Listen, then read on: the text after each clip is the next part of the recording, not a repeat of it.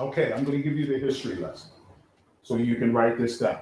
This is so important. It's this most of the time when we just read these stories, we don't do deep study on the story. The flax and the barley was smitten with hail, thunder, and lightning, and were beaten down, bruised, broken, and blasted, and destroyed at the former. There were great quantities produced in Egypt, which was famous for linen. For linen. So when God did that, it interrupted Egypt's what? Economy. Its economy. Because so many things were made of flax. Isaiah 19:9. The flax itself was good to feed cattle and horses, but not to make, not for human consumption. But it also, if you watch football commercials, what drinks are predominantly on football commercials? Beer. Beer. Oh yes, the barley. The barley makes ale. The Egyptians drank. It made ale. It made beer. And so the Egyptians used it to this day. And this is an article by Dr. Shaw out of Egypt. It both fed the cattle, and after it was dried and parched to make fermented, intoxicating liquor called banza. Probably the same with the barley, wine of ancients, and specimens of sikar, or strong drink that the scriptures talk about. So what did God actually do in addition to showing his glory? He interrupted Egypt's finances. He interrupted Egypt's finances. When you look at things today, like some people really don't think so, God still interrupts man today economically. Man gets real big with his money. What happens? What happened? What did the Trade Center, the World Trade Center house? The majority of those officers were what? Financial offices that were what? Worldwide. Worldwide. And what happened when those two towers fell? RBS, Swiss banks, London's banks, the lower part of Manhattan, the Federal Reserve, all these people got together to do what? Make sure the money kept flowing. Make sure the money kept flowing. They had an estimate of how many people dying in the World Trade Center. About 3,000 people, they said, right? And what did the world do? The world hurried up and had a meeting to keep what flowing? Money. Money. People died. They lost their lives through terrorism. And the first thing capitalism did was get together and make sure the money kept flowing. See, God is trying to show Egypt, I am more powerful than you. I can stop you at any given time in your tracks, but I'm not going to do that. I'm going to make sure that the hail don't destroy what's below the ground, because the crop comes up sometime around in March. I'm going to destroy what you see so you'll know that I'm the Lord, but I am going to still preserve for you and your people a way of life. Okay, God said that in the Babylonian captivity. Remember, I'm going to have those come back. I'm going to protect the remnant. God doesn't destroy humanity all at once. If that's the case, you and I wouldn't be here. But he always has a remnant that he thinks about. He loves people that much. This is not the same. I was going through this and I was thinking about the story with Ruth and Boaz. Mm-hmm. All right? They cut and they have to leave the remnant. They have to leave remnants, put it this way, of the body and whatever it is that other people come and they will take place, something like that. It's called gleaning. Gleaning, yes. right? It's something like that. So if they destroy everything, it doesn't have anything left to come up. Right. Right. And who would starve? The people. The people would starve. And who else will it affect?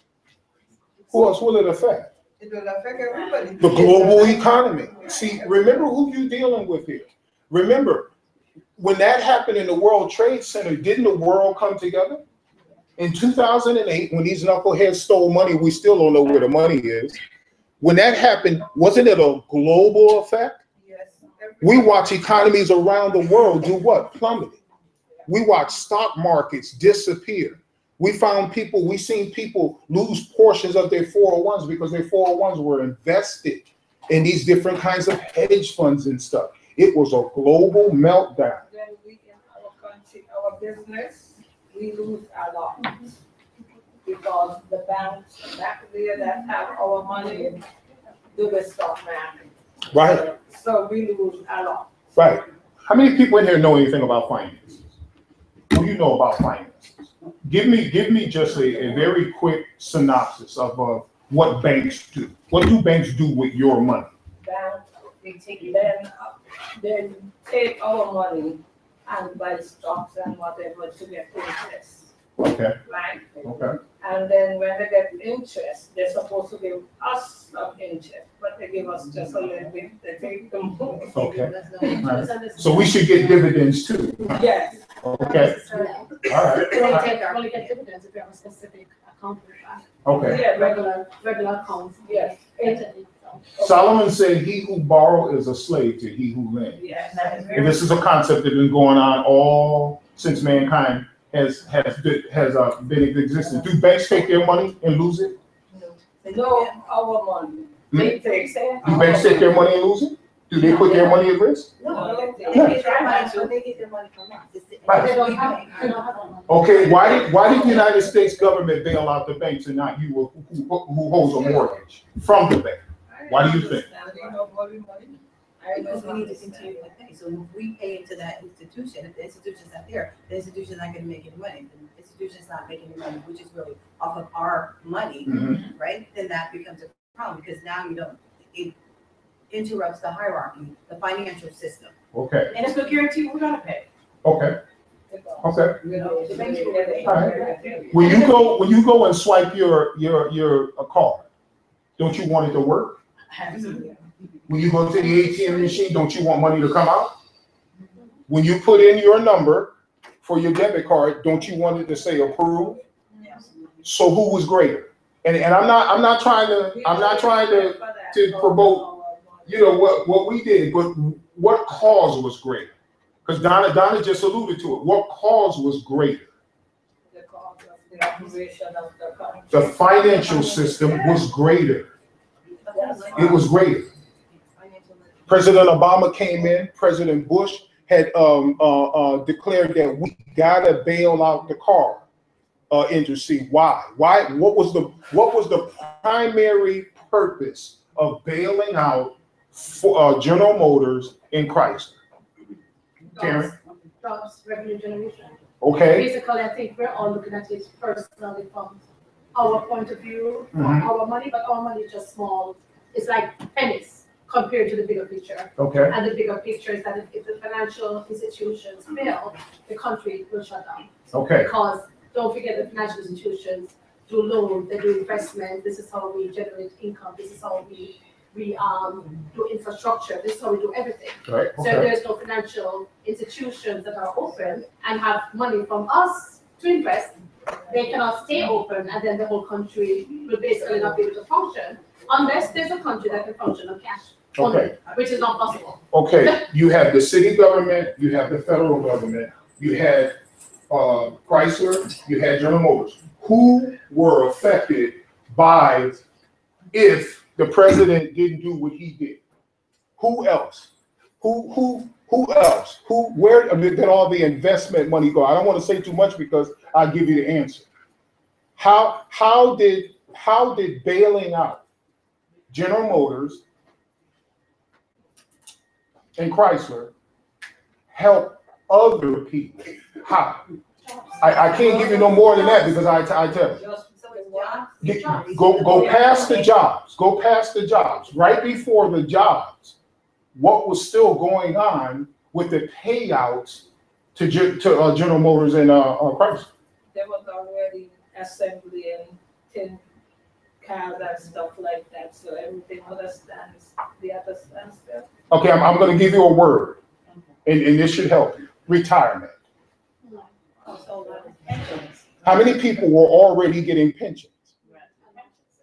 if you didn't bail them out, what would happen in 30 days? People who are retired wouldn't get any money.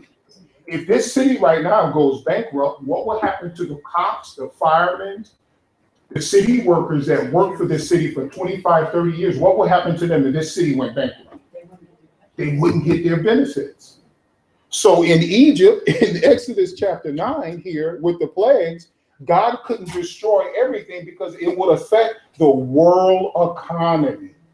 Remember who we're talking about here. We're not talking about a small country. We're talking about the greatest power on the earth at this particular time that generated not only wealth for themselves, but for their neighbors that came and bought and traded with them. Solomon started all that. Remember him? He traded with everybody. He was trading with Egypt and then supposed to trade with Egypt. But look, it became a global economy. What we thought wouldn't affect the world in 2008, we found out, those of us who are not in the financial institution and learning, found out what? It was a global economy, that other people's economy was attached to the way the United States did borrowing and selling. We found out that Brazil had 30% of our debt. We found out that Germany had like 15% of our debt. We found that we were selling your debt and my debt. When you don't pay off in the period that it takes you to pay off your house and pay off your car, the banks actually take your debt and they make it applicable to financing to other countries. Well, other countries can get wealth based on what you owe the bank. The bank is not going to take their money at risk. They're going to take your money at risk because you put your money in the bank. The first thing people did in 2008 was what? Go to the bank and wanted to know where their money was. Because if their money's not there, what's going to happen to their life? Your 401s was affected by that. What happened to Connecticut Pension Fund? Just like this. What happened to your 401 that you all of us got notices? Your 401 was affected by that. Oh, some people lost like 22% of their 401. That money was gone. In a blink of an eye, that money was gone. So God is trying to show Pharaoh what? You're not who you think you are. I am the reason why the rain falls. On the History Channel on Friday, it said 90% of Egypt is desert. And if it wasn't for the Nile, Egypt wouldn't be the country that it is today. You see how big God is and how small we are? That's why we always should be thanking God. Right when you get ready to write out that money for that mortgage and that car note and that school tuition and everything, you need to thank God. Amen. Because money has to flow. We get on people a lot. I don't look, y'all, I believe in taxation. I truly do. Y'all hear me say that all the time. I'm probably the only Democrat that's Republican minded. Because I believe in the taxation system. We gotta pay our taxes. If we don't pay our taxes, we won't be the great nation that we are. And if we become lesser than what we are, it's gonna be somebody else's flag flying above us. So just think about it. So what did we get? How did God show mercy even while bringing? We're in Exodus chapter 9. He showed mercy right out of scriptures. What was the first way he showed mercy? He told Moses and Aaron to tell Pharaoh what? I'm going to send this hail. If you don't do what, what's going to happen? If your servants and their livestock, they'll go to the houses. Right. And what form of hail was going to come down? Anybody ever been in a hailstorm? Anybody ever seen hail? Okay, now this is nothing like this hail. They had never seen it. They've never seen this kind of hail before. This hail brought fire along with it. There are some auto dealers down south in the Tornado Alley area that have to get rid of cars when hailstorm comes by because when it just damaged the car. So heavy it damages the cars. Imagine getting struck, having a tree split, having someone get killed, having an animal die off of hail and fire coming down. Isn't that crazy? That's crazy. You know, at this particular time, at this seventh plague, me and Pharaoh would have had some issues. I said, look, I know you're the big chief here in Egypt. I know that so far we've been doing good, but I think I got to find somewhere else to live. I think I'd have just packed up like they did at Katrina, put all my stuff in a pillowcase, and I'd have walked somewhere else. Maybe I would have went to Syria because you only can take so much. And when you start messing with my little bitty money, then I gotta go. I gotta go because I don't have much. I don't want to lose what I have. So I would have had to talk to Congress in Egypt, the parliament, and I said, look, go tell the Pharaoh that, this God is not playing. He's not like no other God that we have. He is affecting our economy system. Everything that Moses and Aaron tell you, we suffer as a people. But people are not like that. Donna? Well, actually, so I'm getting a little ahead, but by the time the eighth plague comes, this is what they're saying to Pharaoh. His servants are saying, listen, what's going on? How long shall this man be a snare to us? Let the men go, that they may serve their God. Do you not yet know that Egypt is destroyed? So it's like, okay, the servants are tired now because of the destruction. Yeah. What happens after every plague? What the servants have to do? After every plague, the servants have to what? They clean up the mess. Flies, frogs, blood, dead fish, hail, death. Have you had any idea what it's like to clean up death? Imagine working for the state of Connecticut and always have to go out there with a shovel and clean up roadkill. Have you ever slowed down at a roadkill and smell around? You ever smelled a skunk that someone ran over? Was it pleasant? No. See, this is not your everyday environment. A lot of us are, desensitized by things that happen to us every day simply because that's not what we do for a living. But imagine if you had to be the one to go out there to clean up the mess. You would get tired of cleaning up mess. And at some point, somebody's going to say something. Wait a minute. We didn't like these people from the beginning. Remember that? Remember where we are right now. Remember, the Egyptians didn't like the Israelites. Matter of fact, they said every time they turn around, they're having babies. These people are reproducing like rabbits. Matter of fact, it's more of them here than we are. Yeah. Somebody got to do something about that. You see what I'm saying? So they always complained about them. And now, because of them, Egypt is falling apart. Kind of like what's going on today with what? The big debate that's going on on Capitol Hill now is what? Immigration reform. Y'all gotta stay current. It is. One word, Trump. Trump. Don't you know there are millions of Americans feel like Trump? They just don't say it. Yeah, exactly. Don't you know he is getting steam under his little tractor? Why? Because people really feel that way, but they can't say it because what? If I say it, somebody will stop buying my product. Exactly. I can't say those things because the news media will blow it out of proportion, and then my Coca-Cola won't sell, my peanut butter won't sell, my jelly won't sell, all these kinds of things. But Trump got money. It don't make no difference what he said. You can't, what are you going to do to him? And now he's telling your business. He's telling Congress business. And there are a lot of people who are saying, well, wait a minute. But what I say about immigration is this. Stop making it Hispanic. You see, your Italian great-grandmother's got to go too. Your German great-grandfather got to go too. Remember, when the axe fall, it's going to fall evenly in Congress.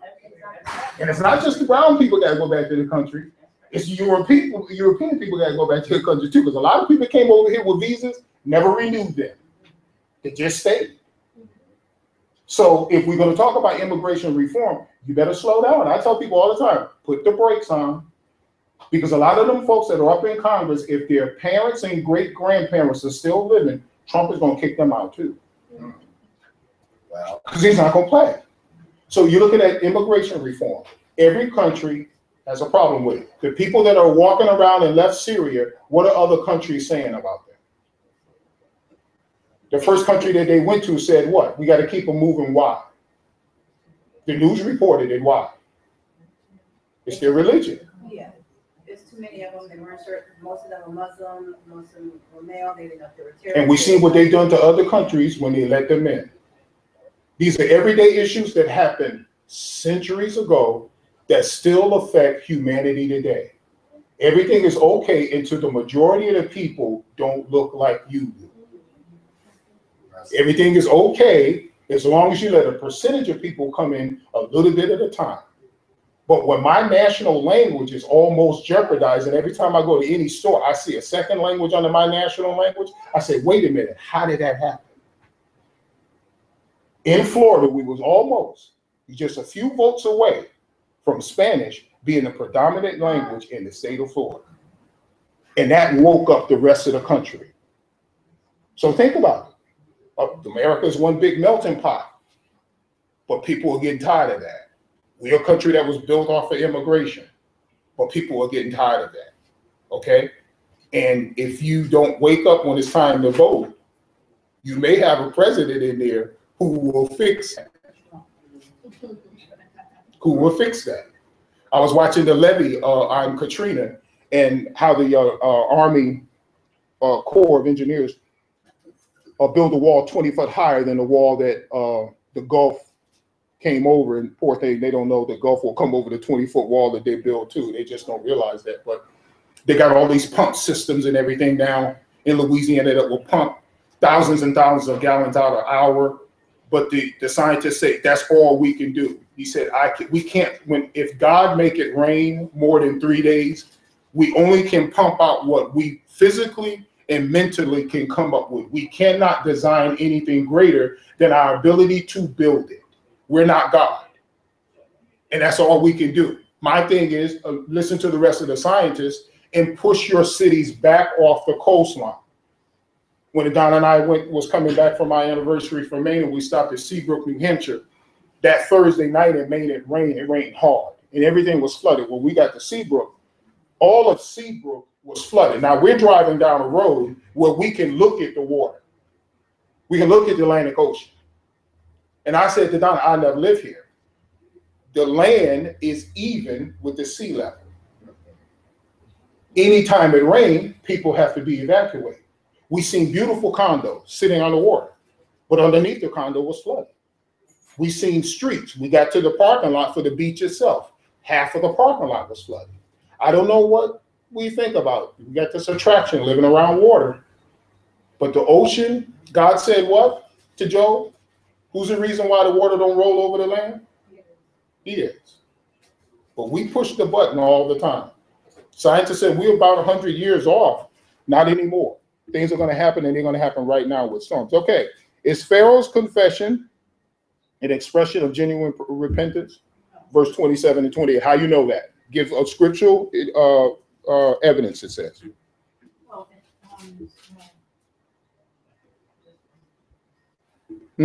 I'm sorry, I just lost my place. I had Start in verse 27. okay, you want me to read it? Mm-hmm. Then Pharaoh summoned Moses and Aaron. This time I have sinned, he says to them. The Lord is in the right, and I and my people are in the wrong. Pray to the Lord, for we have had enough thunder and hail.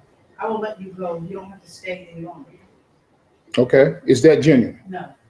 Absolutely not. Why? Why is it not genuine? Because he's saying that this time I have sinned. First of all, he's not even acknowledging that the other times he was wrong. So Okay. that's a red flag right there. And then he's saying that the Lord is right, and I have my people are wrong, but he said, we've had enough thunder and hail, I'll let you go, you don't have to stay any longer. Just sounds inconvenient. Okay.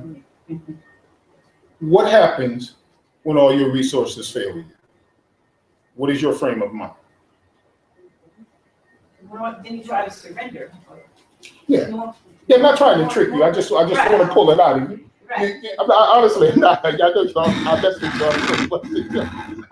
to trick you. When your resources, everything that you have within your power to make something work, to fix something, to go to something and get something for a particular thing, when all that is dried up, you no longer have a resource. What is your frame of mind?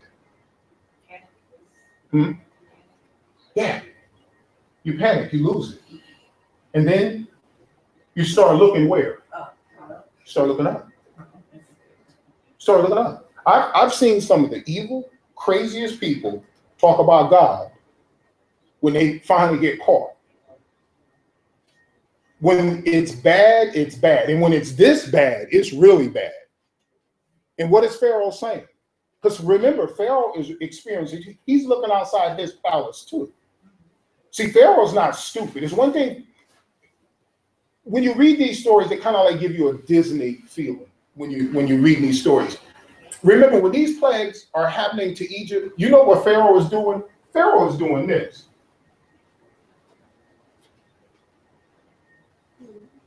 He's inside his palace, and he's looking out, and he's getting reports. See, he ain't out there in the Nile when the fish is dead. He ain't out there with the flies. The flies are everywhere. They're affecting him. The frogs are everywhere. You know what he's doing? He's peeping out. Who's greatly being affected by this? The Egyptians.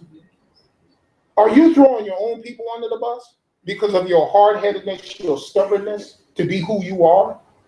Do we do that sometimes? We know clearly by the third person that's telling us to change that we should change, and we still don't. And who's affected by that? Those that are around us, those that we love. How many times have your boss refused to listen to you? What happened to the product? I remember my general foreman and the plant manager at Sikorsky came down to my little old machine with the engineers. Now, engineers are nothing without machinists.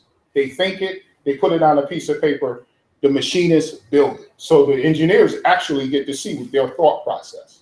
So when they came down with the main rotor head, and the main rotor head is what makes the helicopter turn. So when they came down with their plans, and that was on my workbench, I'm looking at the design of it, and I'm reading the blueprint, and I'm saying that the blade is not going to match up. Who do you think you are telling us? We designed this. I make 6 figures. Who do you think you are? I am the guy that's going to make your design work.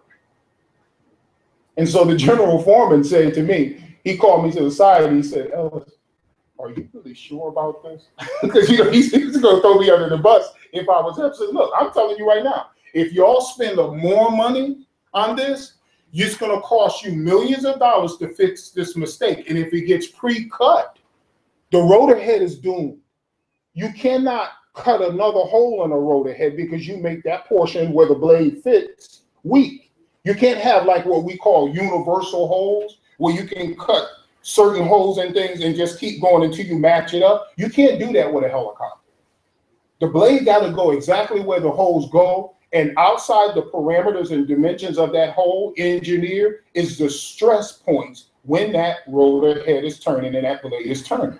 So if you cut any more out closer to the other hole, you just made that particular stress point weaker, because the closer it is, the more stressful it becomes. I've seen that. Why? Because I've been working there for 10 years. And I said, look, this is not the way this should be designed. So they called some big time guy from California.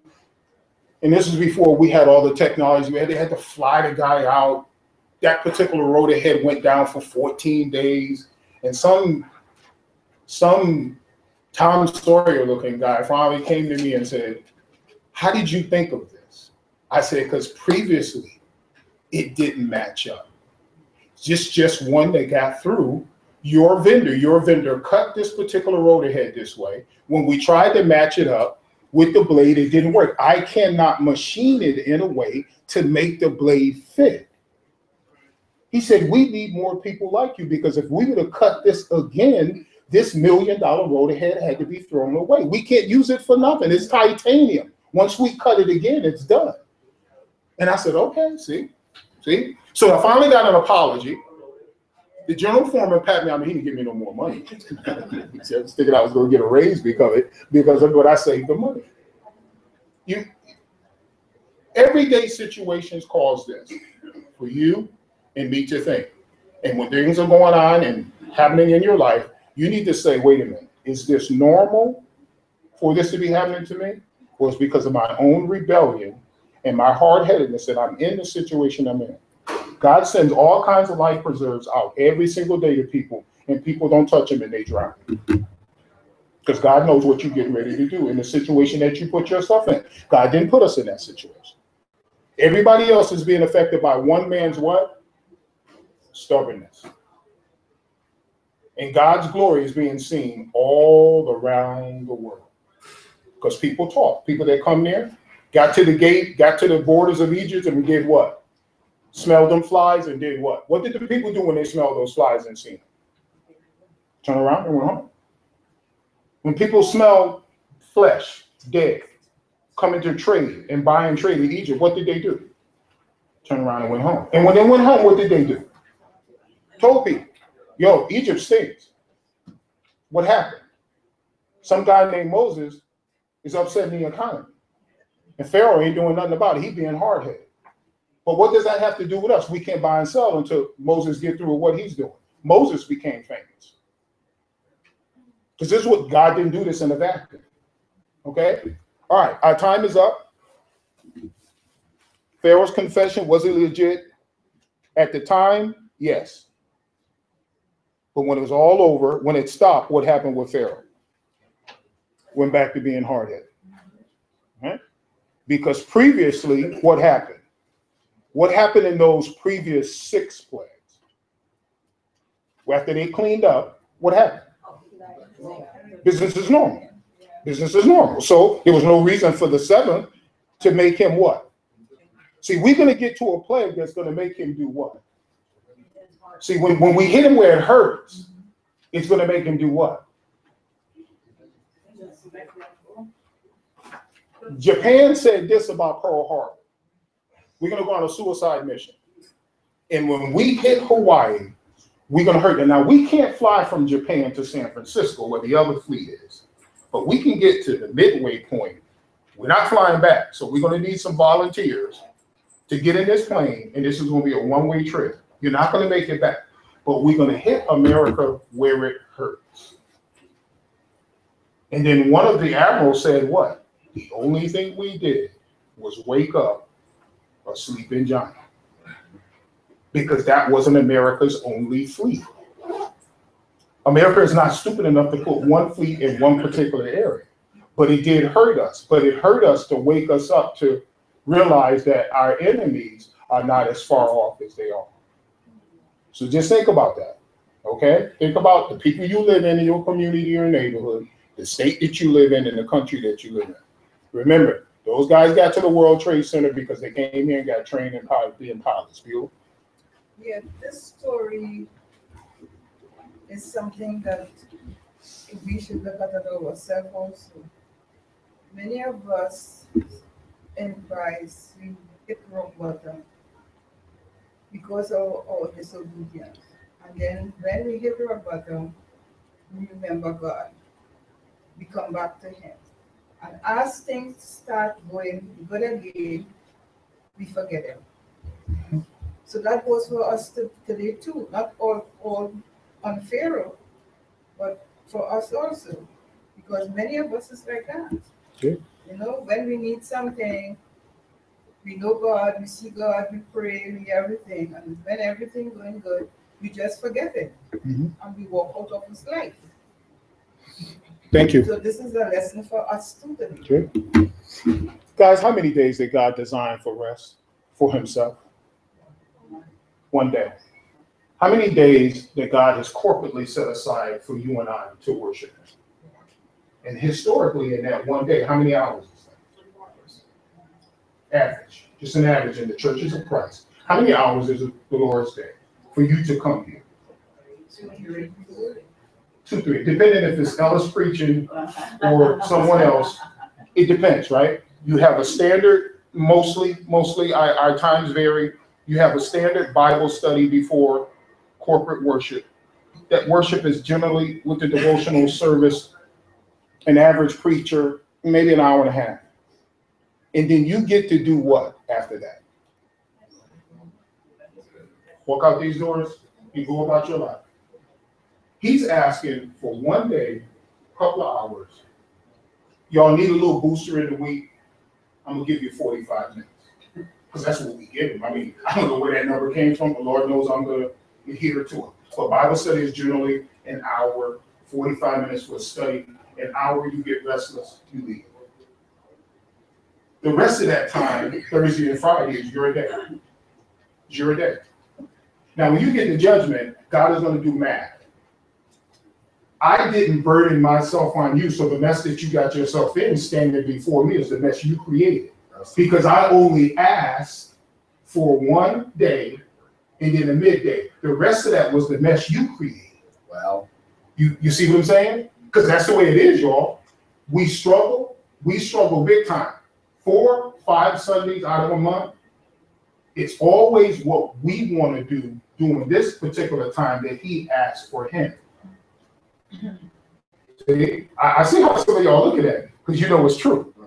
See, people come in on Friday, Saturday, spend the night, you don't come to church, y'all go to Waffle House, Pancake House, everything. You forget all about 10 and 11. Ain't seen this person in years, and now this person is taking up God's time. You sneeze 7 times, you stay in the bed. And Monday morning, you sneeze 8 and go to work. And you don't be late. You drag in here half woke, half sleep. But when you get to the job, the boss got your undivided attention. If God paid $20 an hour for worship, the place would be packed. But he's asking for your heart freely because he freely gave. Amen. Who gets cheated? God does. See? Yeah. But yet, Lord, my children are driving me crazy. Clear their minds. Lord, my check is not meeting the budget. Lord, my husband is crazy.